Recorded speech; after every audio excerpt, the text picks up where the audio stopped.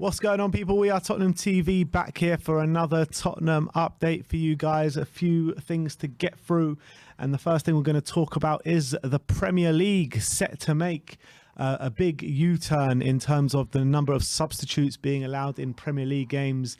It's going to be maximised from 3 to 5 substitutions. Are going to follow suit from every single big league from around Europe, and in my opinion, it's about time, because it didn't sit right with me that in every single competition apart from the Premier League, you're allowed to make 5 subs, but then in the Premier League it's only 3. I didn't really understand that. Yeah, but I feel like it should have been done a year ago, and now it should be moving back. Yeah, well. But now we've missed the boat, but now we're doing it. I don't know if is it permanent in all the other leagues, because they want to make it permanent. 5 subs. Oh, is it? They want to make it. I don't know what's happening in all. You know what's probably going to happen is everyone's going to move it back to 3 next season, and England will be the only one with 5. Exactly. That's what I feel like might happen. So I don't really know how to feel about it now. I think it should have been done before. So I don't know whether it's the right thing to do it now. Now the fact that we didn't do it before, but it'll probably help Tottenham. I think that that UEFA should be making these rulings, and all the big leagues should be following UEFA's suit, not like each individual league should be making up their own rules, because I think it's a bit unfair as well, especially like in European competition, when you're allowed to make 5 subs, and then you come back and it's only 3 in the Premier League. I think it should be universal for everyone. I think every league has their own needs, and they should be able to make decisions. I don't think there's a problem with leagues making their own decisions for what they want. Like, for example, in the Dutch league, they had this margin of error for offside. If they were to follow everything UEFA would have done, they wouldn't be able to do that, because UEFA would have said you have to do our strict offside. And now we're implementing 2 different rules when they're in European competition and when they're in their league. Yeah, that's how it is. I just don't see the point of it. I think like the rules should be the same for everyone across Europe. Yeah, but it's not affecting the European competition. It's only affecting their own domestic league. So it's not. It's 2 different rules, but I'm willing to accept that so the leagues retain a bit of control and power, not give it all to UEFA. Fair enough. Next up, we're going to be talking about Harry Kane once again. Rob Dawson from ESPN trying to muster up another move for Harry Kane to Manchester United once again. And he says that Manchester United are exploring the possibility of including Anthony Martial to facilitate a move for Harry Kane. Tottenham valuation of more than 100 million for Harry Kane is considered problematic, but there is hope that Martial moving the other way, either in a separate deal or as part of the same agreement, would offset some of the costs. No, big no. He can't even get into the Sevilla team at the moment. I think for me, I was a big fan of Martial a couple of years ago, but I feel like he's really deteriorated over the past few years, and he's now very low on confidence. I still think he's got bags of quality, and I'm not saying I wouldn't take Martial at Tottenham. I probably would still. I probably would take him, but not in a deal for Harry Kane. You can keep him out of that. The thing is, if you're bringing in Martial with the wages that he wants, with the transfer fee that he'll probably command, there are probably better options out there than Anthony Martial, in my opinion. I just think he does have a lot of ability, and if you can get the best out of him, then I believe you got a real player there. And I think we have seen the best in spits and spurts. Yeah, in some seasons. There was one season he got 17 Premier League goals. It was very, very good.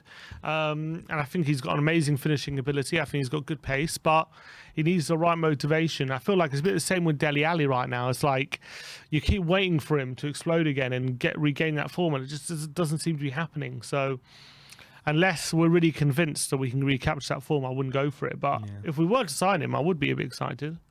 Yeah, I mean, what about Harry Kane to Manchester United? I mean, if he's going to leave and go to a Premier League rival, surely Man United is probably not the place he's going to look to go. Surely it's more of a Liverpool or Man City, that kind of stature. I don't think he will. I don't think Liverpool will be in for him.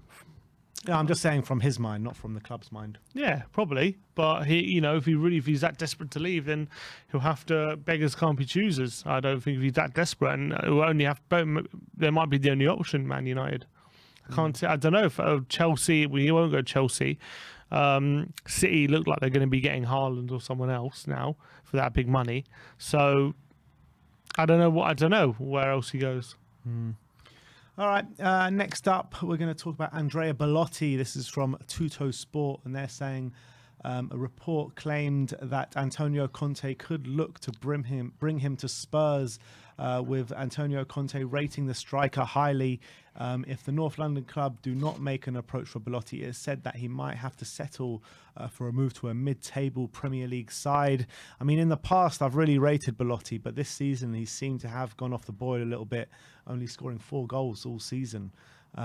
Where before this he's been bagging 15 goals minimum at least every season for Torino.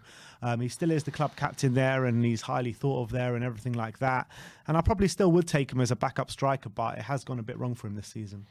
Well, how good have Torino been? You know, on the mid-table, so again, not doing terrible, but I feel like it's one of those things where maybe it's gone stale for him. He's been there for such a long time now that he needs to change the scenery. And I think if he did get that at Tottenham, I reckon, especially as a backup striker to Kane, I think that'll be very, very positive for both of us. I believe he's a striker who's got a very good ability. I really like him. He's got really good hold-up play. He's strong. He's not the quickest, but he's no slouch either. And he's got very good finishing ability in the air and with his feet. So I think he would be a very good backup for Kane. I'll definitely take him. But yeah, look, he hasn't had the greatest season. But as I said, like, he's been wanting to leave for a while. They're always either battling relegation or mid-table. It's hard to keep that up. It's a bit like Kane at the beginning of a season, I feel, this season for Belotti. And he needs that change of motivation. Yeah, I could see that, definitely. In terms of Belotti's mind, do you think he would rather come to Spurs and play back up to Harry Kane, or do you think he would rather go to, like, let's say a mid-table side like a Brighton or someone like that and start every single game? I think he wants to try himself at a bigger club. So I think he would go to Tottenham. Interesting. All right. Well, that is Andrea Belotti. He is definitely one I would welcome, but like I said, not having the greatest time of it at the moment. We've got some quotes from Steven Bergwijn talking about whether his Holland form could earn him more minutes for Tottenham Hotspur. And he says, "I wouldn't know. We'll see. Everyone wants to play. I have to play. I have to keep my head up, work hard in training. Then we'll see what happens in the summer." Is he suggesting that he could be looking for a new club in the summer? Definitely. I think that's obvious. I think he nearly found one in January. I think those 2 goals at Leicester saved his Tottenham career. Honestly, I think we're about to push the button on his sale, and I think that probably prevented it for the time being. Hasn't played too much since then, although when he has played, he's been decent. But if he doesn't get any more game time from now till the summer, of course he's going to leave. Why wouldn't he? Yeah, I know, but it's just such a shame for me because I really rate Bergwijn. And especially as soon as Antonio's come in, you've seen a new side of Bergwijn. You've seen a side of Bergwijn that's getting in the right positions, scoring goals, playing well, impacting games, not just for Tottenham with the little time he does get on the pitch, for Holland now as well, who he's providing for regularly. I mean, he's already got, 3 goals in this international break. He got a couple in the last one as well. So I would really want to keep Bergwijn. I think he's got bags of ability, and I think he can go get even better as well at such a young age. I really would like to keep him, but if he wants to move on for more consistent first-team football, I guess we can't really stand in his way because we've got better players in those positions. That's the reality at the moment, and I do feel like it'll be one where we kind of regret a bit if we do let him go, and he'll go to another club and does really well. But if we can get good money for him, and then maybe try and find an upgrade from someone, it's going to be difficult because I think he's got an upgrade in that kind of position. Won't be easy to come by, but I feel like it's not fair for him if he's not playing at all and keeping him on the bench all the time. But you know what? One bad injury for Son, he can get to run, doesn't he? Yeah, it's true. Even one bad injury for Kane, he'll probably get more minutes. One bad, he definitely would, yeah.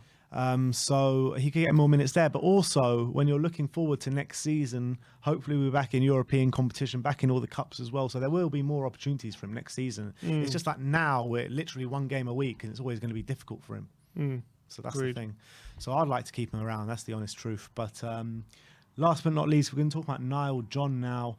And Tottenham are said to be furious at Charlton Athletic for the handling of Niall John during his loan spell there. He has not played a single minute of first team action since joining there in January, which is crazy. And a single minute. A lot of people were getting very excited about him early in the season when he played against, what was it, a few friendlies and played against Passos in the Conference League, and people were saying, "Oh, this guy looks good," but it's a big step back. The fact that he's gone there since January, not played a minute, clearly hasn't impressed them whatsoever.